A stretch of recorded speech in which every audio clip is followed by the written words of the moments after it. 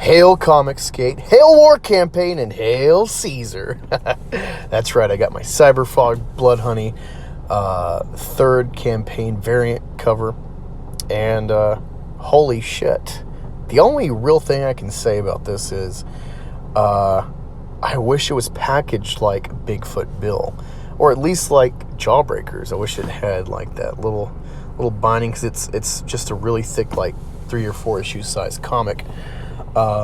Floppy form or what have you. I wish it had like a little bit more sturdy of a form. It's really my only complaint, Caesar.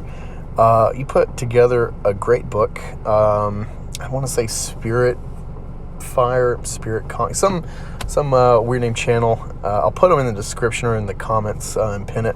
He did a great review. I really liked it. It's good to him as well. Yeah, he said his biggest thing was the wait was worth it. I would totally agree. At times it was irritating dealing with this stuff on Twitter, but quick assessment before I do a deep spoiler review for this. SJWs are going to be pissed because the story is just begun. It was so fucking good. And with the clear logic of Caesar, it's only going to get better. And, I'll get more into it when I kind of narrate and go through. But CYBERFROG, there's a voice already in my head. How would I say it? Like, there's like Jersey Northeastern voice. It's kind of a mix of Jigsaw's sidekick in Punisher Warzone, where he's like, the applesauce guy, mixed with the sweet, beautiful chocolate from SpongeBob. It's a kind of mix of those two in my head, where it's like, got any fried chicken? It's rare I can imagine a voice. It's not even because of YouTube, because I don't think I ever heard EVS narrate CYBERFROG. But there's definitely a voice with CYBERFROG when I read it. Tell Android not so much, and Chilson as well. The only thing I could say I would even question, or it's got me in an odd state, is I don't. And if you can enlighten me in the comments, please do. I don't understand the reason it's set in '98. Why Bill Clinton is part of this. I don't quite get if this is supposed to be like a kind of tangential continuation of the original CYBERFROG runs. I do plan to read those. I just only have so much time. But yeah, I can't wait to see more product from All Caps Comics. Definitely can't wait to see him do Rainbow Brute. Because with CYBERFROG, even though it's his baby, he's got a history already. So I think that he's kind of working within, a certain path, how he views it. It's his character. But he's already had an established history 20 years ago. And I think that kind of affects how he views carrying him forward. As opposed to Rainbow Brute, it's kind of wide open what he can do with it. So yeah, I'm really excited to see just a free range character that has like no history for you to reference, besides the parody he's doing. But yeah, every panel, every page, you see the work, you see the quality. One thing I'm slowly picking up on is like line art, and like he understands the closer you are, the thicker the lines are. He's been really good on like Green Lanterns and stuff that I've seen, even his stuff back at X-Men.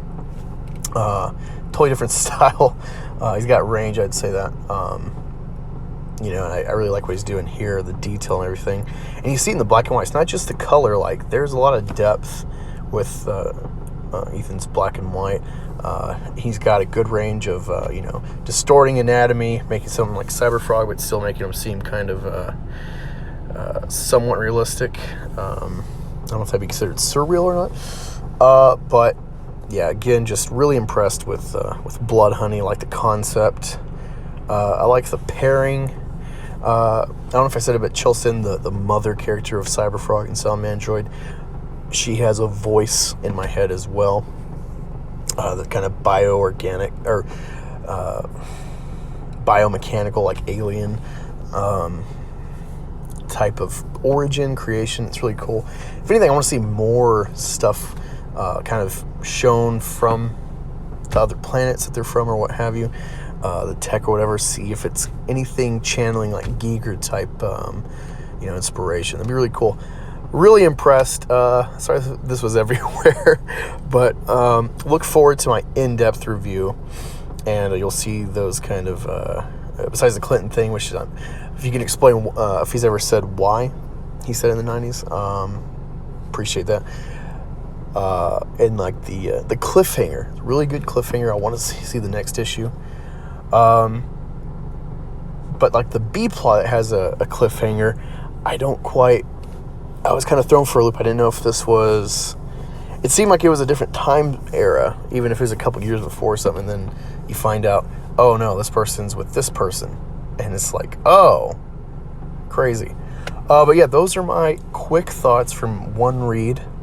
I'll read it over again, try to find any, because I was just burning through this. I was so interested.